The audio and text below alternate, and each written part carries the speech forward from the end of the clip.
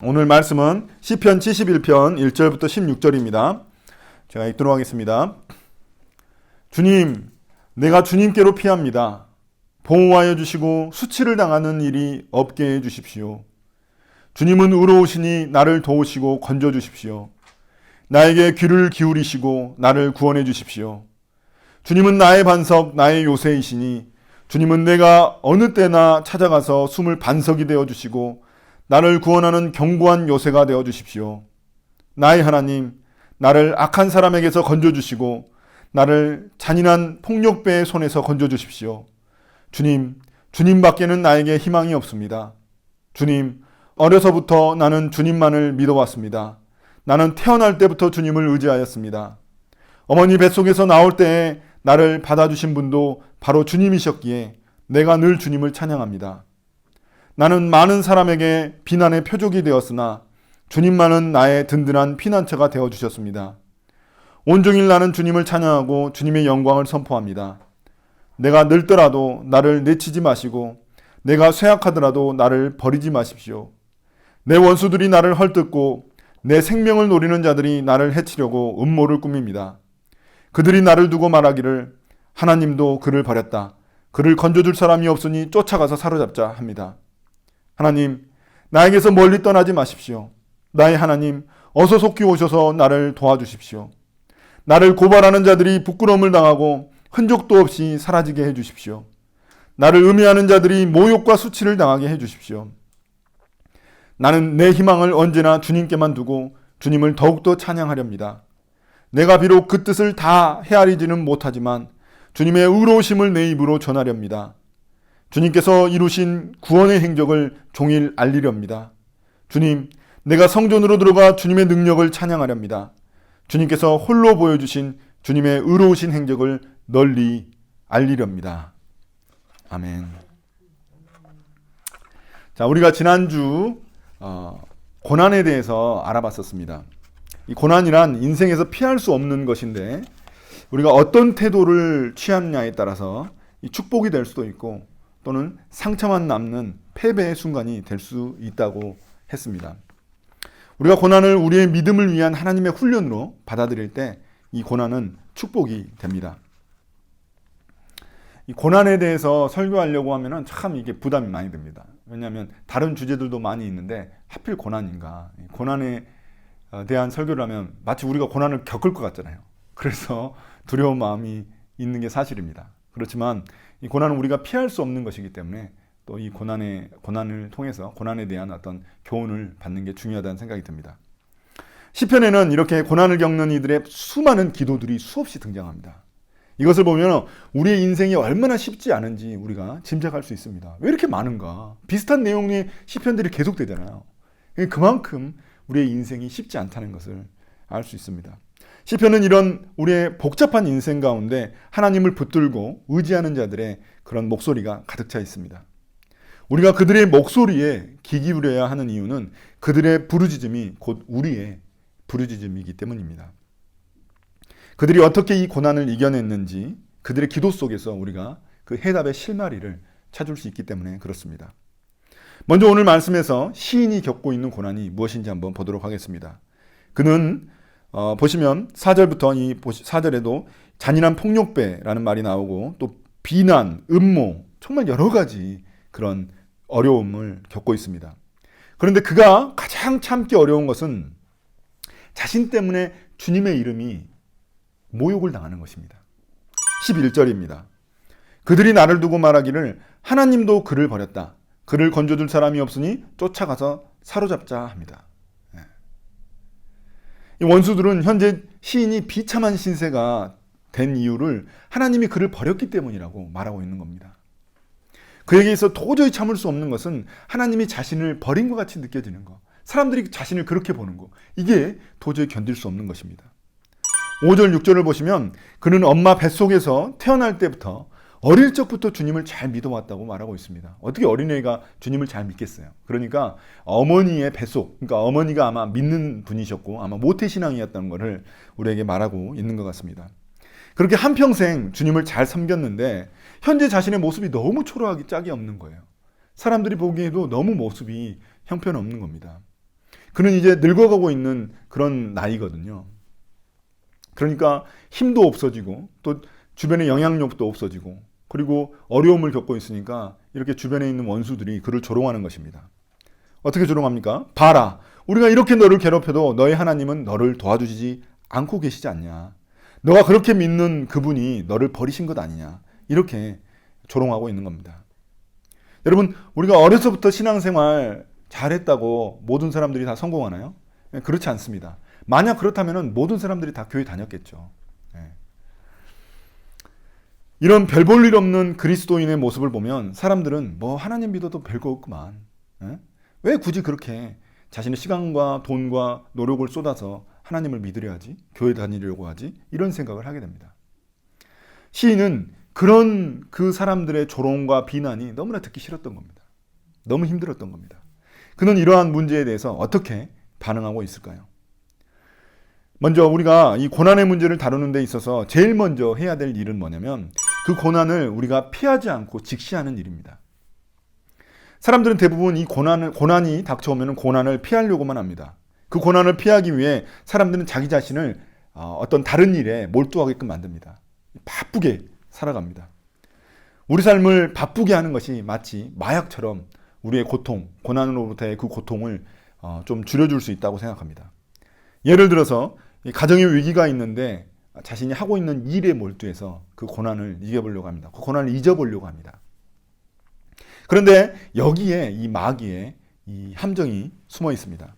고난은 피한다고 해서 해결되는 것이 아닙니다. 고난은 피하는 게 아니라 몸으로 부딪혀 겪어내는 것입니다. 마치 예수님이 우리에게 구원을 주시기 위해서 그 십자가의 고통을 다 견뎌내신 것처럼 다 직접 겪으셨던 것처럼 그렇게 하는 것입니다.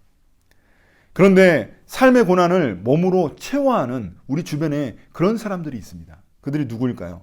바로 장애를 가진 분들입니다. 그들에게 고난은 일상입니다. 그들은 밥도 혼자 먹을 수 없고 또 화장실도 혼자 갈 수가 없는 그런 사람들이 많습니다. 그래서 어떤 사람은 자신의 장애에 대해서 절망하고 비관하고 그렇게 살아갑니다. 그러나 어떤 사람은 그 모든 고난을 몸으로 받아내고 그것을 자신의 배움과 성장의 밑거름으로 삼습니다. 여러분, 아직 도쿄올림픽이 끝나지 않았다는 사실을 알고 계십니까? 사람들은 올림픽이 끝났다고 생각합니다. 그렇지만 아직 패럴림픽이 진행되고 있습니다. 그분들을 여러분 한번 보십시오. 그분들은 고난을 몸으로 받아들였고 또 그것을 넘어서 그 고난에 대해서 도전하고 있습니다. 다리가 없는데 열심히 손을 저어가며 수영을 하고 또 한 손과 한 발이 없는데 어렵게 균형을 잡아가면서 사이클 페달을 돌리고 있습니다. 눈이 보이지 않는데 이 100m 달리기를 합니다. 솔직히 그들이 눈, 손, 발 다 있는 우리보다 더 자유롭게 보이기까지 합니다. 오늘 시편에 나온 시인은 자신의 고난을 몸으로 다 받아냈습니다. 그는 고난을 피하려 하지 않았습니다. 그는 그 고난을 부정하지 않고 받아들였고 또 그 고난의 아픔을 주님께 가져갔습니다. 그의 간절한 고백을 보십시오. 보시면은 다 끝부분에 보시면 건져주십시오. 구원해 주십시오. 주님밖엔 희망이 없습니다. 나를 버리지 마십시오. 그는 간절히 주님께 부르짖었습니다. 제가 예전에 이 교회 차로 어떤 친구를 한 명 보고 오다가 교통사고를 낸 적이 있습니다. 너무 피곤해가지고 잠깐 졸았는데 다행히도 제가 그 신호 기다리면서 졸아가지고 눈을 딱 떴더니 벌써 파란 등이어가지고 급출발을 해버린 거예요. 그래가지고 앞에 있는 차를 박아버렸습니다. 그런데 놀랍게도 앞에 있는 차는 범퍼만 살짝 기스가 났습니다. 근데 제 차는 제가 교회차를 가지고 나왔기 때문에 그 교회차는 소형차여가지고 앞에가 완전히 범퍼가 찌그러졌습니다. 정말 그래서 수리비가 30만 원이 나왔는데 내 실수이긴 했지만 하나님 일을 하다가 제가 또 어떤 친구를 보고 오다가 겪은 일이기 때문에 제 스스로는 너무나 억울했습니다. 그런데 또 교회 가니까 교회 차량 담당하는 간사님도 교회 규칙상 30만 원은 제가 오로지 다 내야 된다고 이야기를 해가지고 좀 짜증도 나고 억울했습니다. 정말 가뜩이나 돈도 없는데 하나님은 왜 나에게 이렇게 하시나 하는 그런 생각이 들었습니다. 그러다가 기도를 하게 됐는데 기도할 때 제 머릿속에 생각이 하나 딱 스쳐갔습니다. 아, 그렇구나. 주님이 내게 값싼 수업료를 지불하게 하셨구나. 이런 생각이 들었습니다. 졸음운전이 얼마나 무서운 것인지 겨우 30만 원 가지고 나에게 가르쳐 주셨구나. 이것을 깨달을 수 있었습니다. 만약 제가 그 비용이 저의 팔 하나, 다리 하나였으면 어쩔 뻔했습니까? 그런데 겨우 그것만 생각해도 뭐 너무나 끔찍합니다. 근데 겨우 30만 원 가지고 졸음운전이 얼마나 무서운 것인지 저에게 알려주셨다는 겁니다. 제가 이렇게 생각을 바꾸고 나니까 이제 내 안에서 짜증이 올라오는 것이 아니라 감사가 올라오기 시작했습니다. 내 팔 한 짝보다는 30만 원이 훨씬 낫지. 와, 감사하다. 이 30만 원이면 싼 편이다. 이런 생각이 들었습니다. 이처럼 우리의 생각을 조금만 전환하면은 정말 우리의 삶이 많이 바뀔 수 있다는 사실을 그때 좀 깨달았습니다. 고난에 대한 태도도 마찬가지라는 생각이 듭니다. 앞서 말한 것처럼 어떤 이들은 고난을 패럴림픽 선수들처럼 자신의 삶의 도전의 기회로 삼습니다. 어떤 이들은 고난을 섬김의 기회로 만드는 경우도 있습니다. 그 고난을 겪어봤기에 누구보다도 더 그 사람을 공감할 수 있는 것입니다. 지독한 가난을 겪어본 사람이 가난한 사람을 잘 공감하고 그를 도와줄 수 있습니다. 장애를 가진 사람이 장애인들의 그 마음을 공감하고 그들을 더 잘 도울 수 있습니다. 어릴 적 가정 불화를 겪은 그 상담사는 어느 누구보다도 그 가정 불화를 겪고 있는 사람의 마음을 다독이고 그를 상담해 줄 수 있습니다. 우리가 고난을 어떻게 대할지 그것은 오로지 우리의 선택에 달려있다는 것입니다. 그러나 어떤 사람들은 고난을 두 가지 극단적인 태도로 대하려고 합니다. 먼저 이 운명론 쪽으로 받아들이는 사람이 있습니다. 고난을 피하지 말고 직시해야 한다는 말을 잘못 이해하는 그런 케이스입니다. 그들은 고난을 수동적으로 받아들이고 그 고난에 눌려서 지냅니다. 그들은 고난을 내가 지불해야만 하는 그런 죄값 정도로 그렇게 여기는 사람이 있습니다. 불교에서는 이것을 뭐라고 하나요? 업보라고 합니다. 업보. 뭐 할아버지 할머니들이나 이런 나이 드신 분들 말하는 거 들어본 적 있죠? 이것이 내가 다 업보다. 나의 업보다. 그런데 그리스도인들 중에서도 고난을 나의 죄에 대한 하나님의 심판으로 여기는 그런 사람들이 있습니다. 물론 나의 죄로 인해서 그런 고난을 겪을 수도 있지만 그것을 나의 운명으로 받아들이게 되면 고난은 나를 가둬버리는 그런 감옥 역할을 하게 됩니다. 여러분 요한복음 3장에 보면 성경 요한복음 3장에 요한복음에 보면 38년 동안 병자로 살았던 인물이 있습니다. 그는 그 물이 움직일 때는 뭔가 물이 이렇게 보글보글하고 이런 때 그때 이제 베데스다라는 연못에 들어가면은 그 자신의 병이 고침받는다는 그런 소문이 있었어요. 그런 이야기가 있었어요. 그런데 이 38년 된 병자는 자기가 들어가려고 하면은 이제 몸이 마비되어 있는 사람이라서 자기가 들어가려고 하면은 다른 사람이 먼저 들어가 버리는 거예요. 그러니까 한 번도 그 연못에 들어가 본 적이 없는 사람입니다. 그래서 그는 매번 실망했고 매번 좌절했고 어느 순간 이 병을 자신의 운명으로 받아들였습니다. 그때 예수님이 그에게 나타나셔서 이렇게 묻습니다. 네가 낫고자 하느냐? 이렇게 물으셨습니다. 그는 그 말을 듣는 순간 자신의 운명이라는 감옥에서 나올 수 있었습니다. 그리고 그는 치유를 받았습니다. 이제 완전히 정반대의 경우를 보도록 하겠습니다. 어떤 사람은 고난을 막연한 낙관주의로 극복하려고 합니다. 시간이 해결해 준다. 모든 건 시간이 해결해 준다. 이런 말하는 사람들이 있습니다. 이런 사람들이 그런 사고방식을 가진 사람들입니다. 물론 누구한테는 맞는 말일 수도 있습니다. 그렇지만 우리 그리스도인들이 가져야 할 태도는 아니라는 것입니다. 우리에게 고난은 그냥 아무 이유 없이 내 삶의 스케줄에 불쑥 찾아온 그런 불청객이 아니라는 것입니다. 고난은 우리를 위한 주님의 스케줄, 우리를 위해 주님이 스케줄을 짜놓으셨는데 그 스케줄 가운데 우리를 꼭 방문해야만 하는 그런 손님이라는 것입니다. 물론 반갑지는 않죠. 그러므로 아무 근거 없는 낙관주의는 결코 우리에게 해결책이 될 수 없습니다. 고난을 대하는 올바른 태도는 그 문제를 믿음으로 주님께 완전히 맡겨드리는 것입니다. 세상 사람들은 주님께 내 짐을 맡긴다고 하면은 우리 보고 무책임하다거나 아니면 우리가 너무나 나약하다고 그렇게 생각을 합니다. 그러나 주님은 오히려 그것이 자기 삶에 대해서, 그 삶을 우리에게 주셨는데 그 자기의 삶에 대해서 우리가 잘 책임지는 것이라고 말씀하신다는 것입니다. 운명론적 패배주의도 아니고 근거 없는 낙관주의도 아닙니다. 14절에서 시인이 보인 태도를 보십시오. 14절 보시면 지금 문제가 해결된 게 아닙니다. 원수들의 위협은 계속되고 있습니다. 그런데 그는 희망을 주님께 두고 있습니다. 그 문제를 완전히 주님께 맡겨드리는 것입니다. 그렇기 때문에 그는 이제 찬양으로 나아갈 수 있는 것입니다. 이게 슬퍼가지고 아이고 이렇게 찬양하는 게 아닙니다. 아이고 내 주 예수 이리 찬양하는 게 아니에요. 기쁨 가운데 찬양하는 것입니다. 신약 성경에서 이 믿음으로 번역된 단어는 맡긴다라는 그런 단어에서 비롯됐다고 합니다. 믿음이란 하나님의 선하심을 신뢰하고 자신을 내맡기는 것입니다. 15절입니다. 내가 비록 그 뜻을 헤아리지는 못하지만 주님의 의로우심을 내 입으로 전하렵니다. 하나님께 맡긴 자의 고백입니다. 도대체 왜 내가 이런 고난을 받아야 하는지 다 이해할 수는 없습니다. 그렇지만 그것을 받아들이고 수용하겠다는 것입니다. 예수님은 우리에게 수고하고 무거운 짐진자들아 다 내게로 오라. 내가 너희를 쉬게 하리라 말씀하셨습니다. 내 인생의 짐을 주님께 맡겨드려야만 합니다. 어떤 트럭 기사분이 정말 힘겹게 머리에다가 짐을 이고 가는 어떤 아주머니를 트럭 뒤에다가 태워주셨다고 합니다. 그런데 그 아주머니가 트럭에 타는데도 불구하고 머리에 이고 있는 짐을 내려놓지 않으시는 거예요. 그래서 트럭 기사분이 왜 그러시냐고 그랬더니 이 아주머니가 너무 미안해서 이렇게 못 내려놓는다고 이렇게 이야기를 하셨답니다. 어쩌면 이 아주머니의 모습이 이 아주머니의 어리석은 모습이 우리의 모습일지도 모르겠습니다.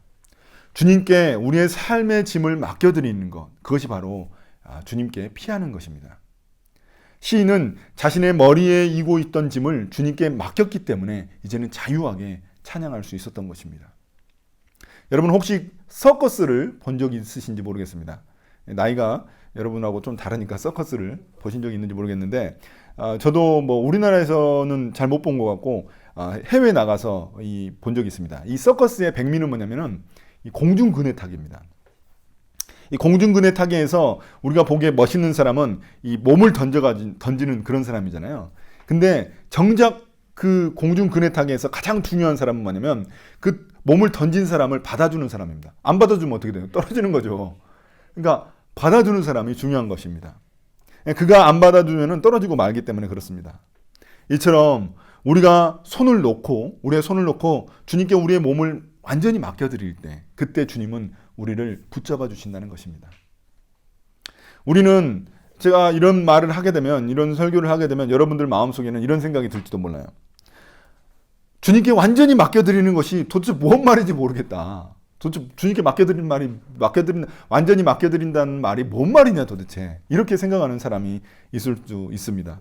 답답한 마음이 있을 수 있습니다. 그렇지만 저도 뭐 정확하게 모르겠지만 그게 무슨 의미인지 저도 경험으로 알아야 되는 거겠지만 분명히 한 가지 분명한 사실은 뭐냐면 그렇게 맡기는 사람에게 나타나는 삶의 태도는 뭐냐면 기도와 찬양이라는 것입니다. 시편 자체가 우리의 기도입니다. 여러분 좀 이상하지 않나요?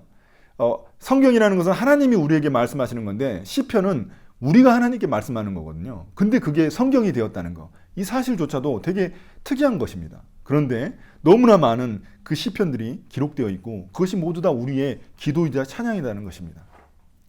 기도는 내가 마지막에 최후에 하는 그런 반응이 아닙니다. 기도는 내가 할 수 있는 가장 적극적인 반응입니다. 기도는 고난을 나를 향한 하나님의 선하신 뜻으로 받아들이기 위한 몸부림입니다. 기도란 고난을 나를 향한 주님의 선하신 뜻으로 우리가 받아들이기 위한 우리의 몸부림입니다. 내가 겪는 고난에 대한 주님의 뜻을 다 이해할 수는 없어도 그 고난을 받아들이겠다는 그런 몸부림입니다. 여러분 시인을 보십시오. 처음에는 주님께 간절히 기도하지만 마지막에는 기쁨으로 찬양하고 있습니다. 그는 그의 간절한 그런 기도의 시간을 거쳐서 찬양으로 나아가고 있는 것입니다. 이처럼 찬양은 기도가 노랫가락이 된 것입니다. 좋은 일이 있을 때 기뻐하고 찬양하는 것은 누구나 할 수 있는 일입니다. 그런데 지금 상황이 도저히 찬양할 그런 상황이 아닌데도 불구하고 찬양할 수 있는 것, 그 사람이 바로 그리스도인이라는 것입니다. 여러분 14절을 보십시오. 그는 자신의 소망을 주님께만 두고 더욱더 주님을 찬양하고 있습니다. 나의 기도가 찬양으로 바뀔 때 우리의 고난은 축복이 되는 것입니다. 내 안에서 몸부림치는 것이 끝나고 이제 주님께 온전히 맡기게 될 때 우리 안에서 찬양이 우러나오게 되는 것입니다. 억지로 기계적으로 우리가 찬양하는 게 아닙니다. 내 안에서 이리 부딪히고 저리 부딪히고 몸을 비틀어가면서 발버둥치다가 주님께 우리를 완전히 내맡기게 되는 그런 것입니다. 과거에 로마 시절 엄청난 핍박이 일어나던 때가 있었습니다. 담당 총독이 자신의 부하에게 어떻게 하면 기독교가 전파되는 것을 막을 수 있을지 물었습니다. 당시 기독교인들은 황제 숭배를 하지 않았기 때문에 아주 심한 박해를 받았습니다. 그래서 총독은 그리스도인들을 다 감옥에다 쳐넣어버리면 그러면 괜찮지 않겠냐면서 부하에게 의견을 물었습니다. 그러자 그의 부하가 안 된다고 이야기했습니다. 그러자 이번에는 원형 경기장에다 넣어가지고 그들을 아예 사자밥이 되게 만들자. 그래서 그들을 두려움에 떨게 하자. 이렇게 어떠냐고 물었습니다. 그러자 또다시 부하가 안 된다고 이야기했습니다. 이제 총독이 하도 이상해가지고 이래도 안 되고 저래도 안 되면 어떻게 하자는 거냐 이렇게 묻습니다. 그러자 이 부하가 대답합니다. 감옥에 넣으면 그 그리스도인들이 하도 찬양을 불러가지고 감옥에 있던 사람들이 다 그리스도인들이 되어버린다는 것입니다. 원형 경기장에 넣으면 그들이 담대하게 찬양하고 죽는 모습을 보며 관객들이 놀래가지고 기독교에 대해서 궁금증을 가지게 되었다고 합니다. 도대체 무엇이 그들을 그 죽음까지도 두려워하지 않게 했나 이런 궁금증을 가지게 되었다고 합니다. 이제 결론을 좀 맺으려고 합니다. 그 누구도 고난을 겪고 싶어 하지 않습니다. 저조차도 누가 고난을 좋아하겠어요? 저도 고난을 겪고 싶지 않습니다. 그 누구도 주님께 고난을 달라고 자신 있게 말할 수 있는 사람 누구도 없습니다. 그 고난이 뭔지 모르기 때문에. 그러나 고난은 반드시 우리가 겪어야 하는 일이고 그 고난이 올 때 우리의 태도만큼은 우리가 결정할 수 있습니다. 우리의 태도에 따라서 고난은 우리의 삶의 도전의 기회가 되기도 하고 또한 누군가를 섬기는 섬김의 기회가 되기도 하고 우리 스스로를 성장시키는 기회가 될 수도 있습니다. 고난을 피해 도망가야 할까요? 고난을 내 운명으로 받아들이면서 고난에 깔려서 그냥 살아가야 할까요? 아니면 고난을 근거 없는 낙관주의로 넘겨야 할까요? 우리에게 고난은 우리가 그 고난을 주님께 맡겨드려야만 합니다. 주님께 다 맡기고 우리는 기도와 찬양으로 나아가야만 합니다. 한 사람의 시를 이제 소개하고 마치겠습니다. 저번 주처럼 일본에 이 미즈노 겐조라는 사람이 있었습니다. 그는 초등학교 4학년이던 11살에 예기치 않게 뇌성마비로 전신마비를 겪었고 그 다음에 언어 능력도 완전히 상실했습니다. 그러니까 결국 눈하고 귀만 살아있고 아무것도 움직일 수 없는 그런 존재가 됐습니다. 그러던 중 한 목사를 통해서 이 복음을 듣게 됐습니다. 미즈노 겐조는 이 성경을 읽으면서 자신이 살아있어야 하는 존재와 존재의 의미를 발견하게 되었고 그리스도를 자신의 구주로 영접하게 되었습니다. 그리고 그가 자신의 의사 표현을 하는 방법은 얼굴에 작은 웃음을 짓는 것과 눈을 깜빡이는 것 이것밖에 없었습니다. 그런 그가 자신의 눈을 사용해서 어머니가 이제 알파벳들을 다 보여주면 이제 일본어들을 이렇게 보여주면은 그 문자들을 선택해 가지고 시를 지었습니다. 그런데 그가 그 시를 짓기 위해서 처음 시작 때는 그 한 문장을 쓰기 위해서 일주일이 걸렸다고 합니다. 그런데 놀라운 것은 그 시에는 그 사람이 지은 그 시에는 자신의 신세에 대한 한탄이나 원망이 전혀 없습니다. 거의 다가 감사입니다. 감사. 그는 4권의 시집을 냈는데 그중 그중 첫 번째 시집이 내 은혜가 네게 족하다라는 그런 시입니다. 나중에 자신의 아버지가 먼저 돌아가시고 그 다음에 어머니까지 돌아가십니다. 그래서 혼자가 돼요. 혼자가 돼서 이제 나중에도 그 시를 계속해서 내게 되는데 나중에 이제 다른 사람들이 도와줘가지고 그 시를 4편이나 4권이나 내게 됩니다. 그 중에 한 편을 여러분들에게 소개하겠습니다. 소개하고 마치겠습니다. 감추어져 있다라는 제목의 시입니다. 풀도 꽃도 없는 겨울마당에 하나님의 은혜란 없는 걸까? 북풍이 불고 눈이 내린 겨울마당에 하나님의 은혜란 없는 걸까? 감추어져 있다, 감추어져 있다. 눈 아래 땅 속에 하나님의 풍성한 은혜가.